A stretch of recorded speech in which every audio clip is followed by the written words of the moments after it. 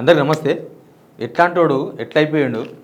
కేసీఆర్ పక్కన, కేసీఆర్ సమాంతరంగా పక్కన కుర్చీల కాలు మీద కాలేసుకొని పల్లి బఠానీలు తినుకుంటా కేసీఆర్ అవును కదా సినన్న అంటే అవును అని ఏదైనా అడిగితే దానికి చెప్పి అంత మర్యాద ఇచ్చి పుచ్చుకునే పోచారం శ్రీనివాస్ రెడ్డి గారి పరిస్థితి మరి దారుణంగా కనిపించింది. ఆయన మాట్లాడుతున్న మాటలు నాకు తెలిసి దీనిలో 2 వర్షన్స్ ఉన్నాయి. దీంతోన వీళ్ళు పొయ్యి ఏం చేసినో ఒకటి బయటపడ్డది, వీళ్ళని చేర్చుకొని రేవంత్ రెడ్డి ఎట్లా మోసం చేసినో కూడా బయటపడ్డది. వాళ్ళకి చేర్పించినప్పుడు మామూలుగా చేర్పించుకున్నారా? చాలా బీభత్సంగా చేర్పించుకున్నారు కదా. దాని వెనుక చాలా పెద్ద కుట్ర జరిగిందని ఇప్పుడు అర్థమైంది. వాళ్ళ కుట్ర ఎందుకు కూడా దీనిలో మాట్లాడదాం మనం.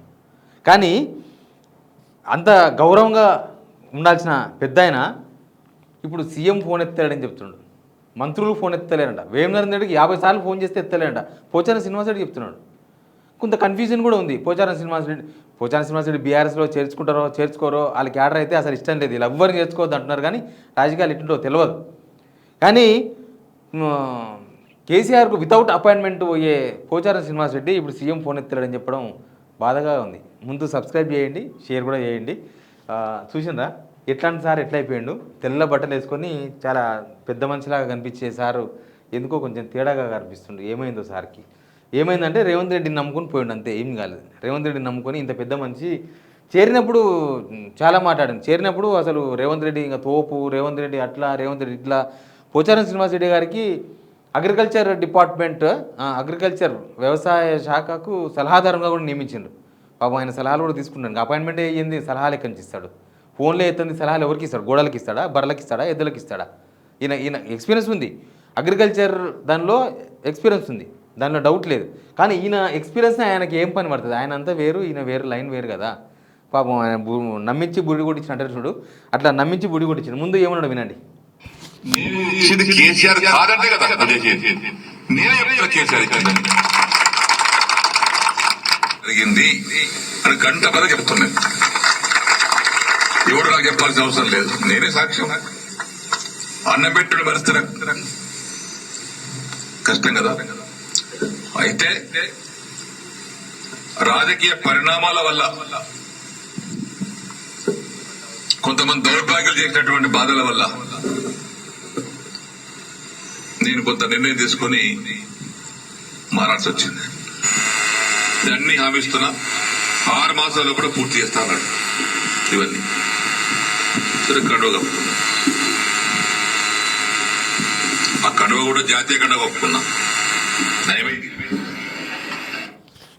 ఎంత డిఫరెంట్గా మాట్లాడుతున్నాడు, ఎంత క్లియర్గా మాట్లాడుతుండే. పోచారం శ్రీనివాస్ రెడ్డి సార్ స్పీకర్గా కూడా పనిచేసినారు కదా, చాలా క్లియర్గా ఆ హుందాతనము లేకపోతే ఆ ఎక్స్పీరియన్స్ కనిపించేది. సార్ ఏమంటుండు, అనవసరంగా కాంగ్రెస్లో చేరిన అంటున్నాడు. లేదు నా మీద కప్పింది దేవుని కండువా అంటున్నాడు. కేసీఆర్ను మోసం చేయలేను అని అనుకున్నా, కానీ చేసిన దౌర్భాగ్యాల వల్ల కాంగ్రెస్ పార్టీలో చేరాల్సి వచ్చింది. దౌర్భాగ్యాలు అంటే ఎవరో మరి, ఆయన ఎవరు అన్నాడో తెలియదు దౌర్భాగ్యులని. కానీ ఇప్పుడు ఈయన పొలిటికల్ లైఫ్లో దౌర్భాగ్యుడు కనిపిస్తున్నాడు. ఈయన చెప్పిన మాటలను బట్టి అర్థమవుతుంది. నాకేమైనా పైసలు ఇచ్చినావా? నన్ను ఏమైనా కొన్నావా? కట్లతో సిరాన కొన్నావా చెప్పు. నాకేమైనా ఇద్దరు ఉన్నారు. నన్ను ఏమన్నా నా ఎమ్మెల్యేషిప్ కొన్నావా, నన్ను కొన్నావా చెప్పు. నేను అమ్ముడు పోయినా నీకే చెప్పినా. లేదు, పోలేదు, ఇయ్యలేదు. చేరినాడు, ఏమైనా పైసలు ఇచ్చినావా అని అడిగినాడు. రేవంత్ రెడ్డిని అడిగినాడు. చేరలేదంటుండు, అది కండువా కాదంటుండు. మళ్ళీ చేరినాడు, పైసలు ఇచ్చినావా, నన్ను కొన్నావా అని అడిగినా అంటున్నాడు. ఏందో అర్థమైతే లేదు. కానీ కొద్దిగా కన్ఫ్యూజ్లో ఉన్నాడు, బాగా కన్ఫ్యూజ్ చేసి పడేసిండు రేవంత్ రెడ్డి. ఇలా దిమాగులన్నీ ఖరాబ్ చేసి పడేసిండు. అప్పుడు ఎవరైనా గద్వాల ఎమ్మెల్యే కృష్ణమోహన్ రెడ్డి, ఇంకెవరో గద్వాల ఎమ్మెల్యే కృష్ణమోహన్ రెడ్డి, ఇంకా కొంతమంది ఎమ్మెల్యేలు పార్టీ మారిన వాళ్ళు అసెంబ్లీలో కేటీఆర్ని కలిసారు. కేటీఆర్ని కలిస్తే 2వ రోజో 3వ రోజో విలేజ్ మీటింగ్ అయింది, నైట్ మీటింగ్. పోచారం శ్రీనివాస్ రెడ్డి గారి ఇంట్లో మీటింగ్ అయింది. పోచారం శ్రీనివాస్ రెడ్డి గారే ఏర్పాటు చేసిన అనుకున్న మీటింగ్. అప్పుడు చూస్తే ఇప్పుడు అర్థమవుతుంది. అయితే శ్రీనివాస్ రెడ్డే చాలామంది ఎమ్మెల్యేలకు హామీలు ఇచ్చేతోడు. ఇప్పుడు ఈయనకిచ్చిన హామీలే దిక్కు తీర్చే అవకాశం లేకుండా పోయింది. ఇంకొక కామెంట్ కూడా చేసింది చూడండి ఒకసారి, ఎందుకు మారేండు అని చెప్తాడు. ఇవన్నీ పేమెంట్ జరగాలని రేవంత్ రెడ్డి గారు తమ్ముడు కృష్ణారెడ్డి గారి దగ్గరికి మా భాస్కర్ బాబు తోలేసిన. ఆయన ఇచ్చిన సమాధానం ఏంటంటే, భాస్కర్ మీ డాడీ చెప్పుపోయి బీఆర్ఎస్ పార్టీ ఎమ్మెల్యేలకు రూపాయి ఇచ్చేది లేదు, ఒక పని ఇచ్చేది లేదు. మీ డాడీని కండువ కప్పుకోమని ఇస్తాం. చెప్పినప్పుడేమో కాన్స్టిట్యున్సీ డెవలప్మెంటు ప్రజలు అని చెప్పిండ్రు. ఇప్పుడు 2.5 years తర్వాత ఆల్మోస్ట్ వీళ్ళందరూ 2 years అయింది. ఇప్పుడు ఒక్కొక్క ఎమ్మెల్యే బయటకు వస్తుండు. దానా నాగేందర్ బయటకు వచ్చిండు అంటే మాట్లాడుతున్నాడు. ఇప్పుడు ఈయన పోచారం శ్రీనివాసరెడ్డి గారు మాట్లాడుతున్నారు, కేసీఆర్ చేసిన డెవలప్మెంటే ఉంది, అసలు ఈ డెవలప్మెంట్ లేదు, పైసలు లేవు. ఆయన కూడా దానా నాగేందర్ అదే చెప్పిండు కదా, కనీసం 10 కోట్ల రూపాయలు కూడా కాన్స్టిట్యున్సీకి వెళ్ళే డెవలప్మెంట్ కోసమని. ఒక్కొక్కరు బయటకు వచ్చి మాట్లాడుతున్నారు. కానీ మరి ఆ కృష్ణారెడ్డి రేవంత్ రెడ్డి వల్ల అన్న దగ్గరికి ఎందుకు పంపించిండో తెలియదు, అన్ననో తమ్ముడు ఆయన దగ్గరికి ఎందుకు పంపించిండో తెలియదు. అది దీనిలో రేవంత్ దగ్గరికి పోవాలి కదా డెవలప్మెంట్ ఫండ్ కోసం, దేనికోసమైనా. మరి ఆయనతో ఏం డీలింగ్ ఉందో, ఏం నడుస్తుందో, ఏం పడిందో. కానీ దీనిలో 2 కుట్రలు మాత్రం బయటపడ్డాయి. ఒకటి ఏంటంటే రేవంత్ రెడ్డి ప్లాన్ ఏంది, వీళ్ళందరినీ పార్టీలో చేర్చుకొని బీఆర్ఎస్ని దెబ్బ కొట్టాలి. అది కుట్ర. ఇది ఆ కుట్రలో భాగంగా వీళ్ళందరి జీవితాలను ఇట్లా చేసిండు అనమాట. మంచి నిమ్మలంగా ప్రశాంతంగా కేసీఆర్ స్థాయిలో ఉండే ఒక వ్యక్తి ఇట్లా మాట్లాడతారు, లేకపోతే ఇట్లా అవుతారు అని నేనైతే ఊహించలేదు. ఎందుకంటే మరి సీనియారిటీ ఉంటుంది కదా, ఎవరో చెప్తే పోయి వల్ల పడతారా? కొత్త వాళ్ళు అయితే పడతారు, ఎక్స్పీరియన్స్ ఉన్న పర్సన్స్ కదా, ఎక్స్పీరియన్స్ ఉన్న పర్సన్స్. దాని నాగేంద్ర ఎక్స్పీరియన్స్ పర్సనే, ఈయన ఎక్స్పీరియన్స్ పర్సనే. ఇట్లాంటి వాళ్ళు పోయి పడ్డారు. ఆర్ఆర్ మోసం బయటపడింది. ఒక పార్టీని డ్యామేజ్ చేయనికే ఎన్ని కుట్రలు చేసినారో మనకు అర్థమైంది. దీన్ని చూస్తే అర్థమవుతుంది. నియోజకవర్గం అభివృద్ధి అన్నారు, ఏమో చెప్పిండ్రు. అప్పుడు ఏం లేదు, నియోజకవర్గం లేదు, అభివృద్ధి లేదు. రేవంత్ రెడ్డి ఒకటి ఏంటంటే బీఆర్ఎస్ లేకుండా చేయాలి, వీళ్ళందరినీ చేర్చుకుంటే బీఆర్ఎస్ డ్యామేజ్ అయిపోతుంది, వీళ్ళందరినీ చేర్చుకుంటే బీఆర్ఎస్ డిమోరల్ అయిపోతుంది, ఇక బీఆర్ఎస్ అనేది మనం ఏదైనా చేయొచ్చు. మరి ఎవరి ప్లాన్లా చేసుకున్నాడో కానీ వీళ్ళ జీవితాలతోనైతే ఆడుకున్నాడు. ఆ విషయం ఇప్పుడు బయటపడ్డది మొత్తం కూడా చూస్తే.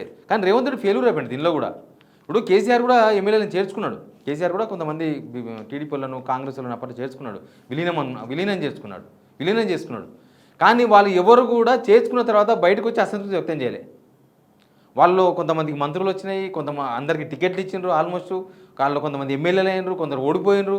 వాళ్ళు ఇప్పుడు పార్టీ కోసం కష్టపడుతున్నారు, ప్రతిపక్షంలో ఉండగా పార్టీ కోసం కష్టపడుతున్నారు. అంటే అది లీడర్ చేర్చుకున్న ఆయన నిలబెట్టుకునే దాన్ని బట్టి ఉంటుంది. ఏంటంటే వీళ్ళను బర్లను కట్టేసిండు. మా దొడ్లోకి వచ్చేసిన బర్రెలు అవతల తోటి ఖాళీ అవుతుందని చెప్పిండు. కానీ మరి కట్టేసుకున్న బర్రెలకి ఇంత మేత వేయాలి, పీడ తీయాలి, నీళ్ళు పెట్టాలి కదా. వీళ్ళకి తెలియదు. వీళ్ళు ఏమనుకున్నారంటే తాడుబడి గుంజుకొస్తుంటే యువతలకి, అబ్బా మమ్మల్ని తాడుబడి గుంజుకొస్తుండు, మాకు అవతల దాన పచ్చిగడ్డి గవిగి వేస్తుండ్రి, యువతలకు వచ్చినాక మాకు ఇంతకన్నా మంచిగా బెటర్, ఇంకా చాలా బాగుంటుంది, అవతల గడ్డి కానీ యువతల గడ్డి బాగుంటుంది అని వస్తే లాస్ట్కి ఇట్లా అయిపోయింది. డొక్కలు ఎండిపోయినాయి అనమాట. ఇప్పుడు ఏం లేవు, కాన్స్టిట్యున్సీకి ఇచ్చేది లేదు, వీళ్ళ ఫోన్లు ఎత్తేది లేదు, వీళ్ళతో మాట్లాడేది లేదు. ప్రజాపాలనకి ఇది ఒక సింబల్ అనుకోవాలి మనం. ఒక్కొక్కటి బయట పడుతుంటాయి అన్నీ కూడా. మరి వాళ్ళందరినీ కేసీఆర్ మేనేజ్ చేసిండు కదా, అది లీడర్షిప్. తర్వాత ఇంకోటి ఏంటంటే రేవంత్ రెడ్డి నీతి లేని రాజకీయం. వాళ్ళు చేర్చుకున్నప్పుడు వాళ్ళ రాజకీయ జీవితాన్ని ఫనంగా పెట్టి వాళ్ళు పార్టీని కాదని వాళ్ళు బయటకు వచ్చి మీ దగ్గరకు వచ్చినప్పుడు, ఎమ్మెల్యే గెలిపించిన పార్టీ మీ దగ్గరకు వచ్చినప్పుడు వాళ్ళని గౌరవం కూడా చూసుకోవాల్సిన బాధ్యత మీద ఉంటుంది. వైఎస్ రాజశేఖర్ ఉన్నప్పుడు చేర్చుకున్న కొంతమందిని, వాళ్ళు కూడా బయటకు వచ్చి ఎప్పుడు మాట్లాడలేదే. ఇది రేవంత్ రెడ్డి నాయకత్వ లేమి అంటే నాయకత్వ లక్షణాలు కూడా లేవని అర్థం. దీన్ని బట్టి చూస్తే అర్థమవుతుంది. ఆల్రెడీ 10 మందిలో ఒక ఆయన పోయిండు, తెలుసు కదా మీకు, పటాన్చెరు ఎమ్మెల్యే ఆల్రెడీ బీఆర్ఎస్ ఏరిపోయిండు. ఇంకా వీళ్ళు 9 మందిలో ఒక్కొక్కరు బయటకు వచ్చి ఓ రాగం వినిపిస్తున్నారు. వీళ్ళు పార్టీ గ్రౌండ్లో కూడా పోయింది. కాంగ్రెస్లో ఉంటే గెలవలేము అన్న నమ్మకం కూడా ఉండొచ్చు. వాళ్ళ క్యాడర్ చెప్తారు కదా, వాళ్ళు ఎంబడిన వాళ్ళు చెప్తారు కదా, సార్ అనవసరంగా పార్టీ మారినాం సార్, అయిపోయింది మన పని అని చెప్తారు కదా. బహుశా అది కూడా అయ్యి ఉండొచ్చు. ఎందుకంటే బీఆర్ఎస్ గెయిన్ అవుతుంది, కాంగ్రెస్ లూజ్ అవుతుంది, బీజేపీ అయితలేదు. ఇక నెక్స్ట్ ఆప్షన్ కనబడుతుంది, అరే అనవసరంగా పార్టీ మారినా కదా అనిపిస్తుంది కదా.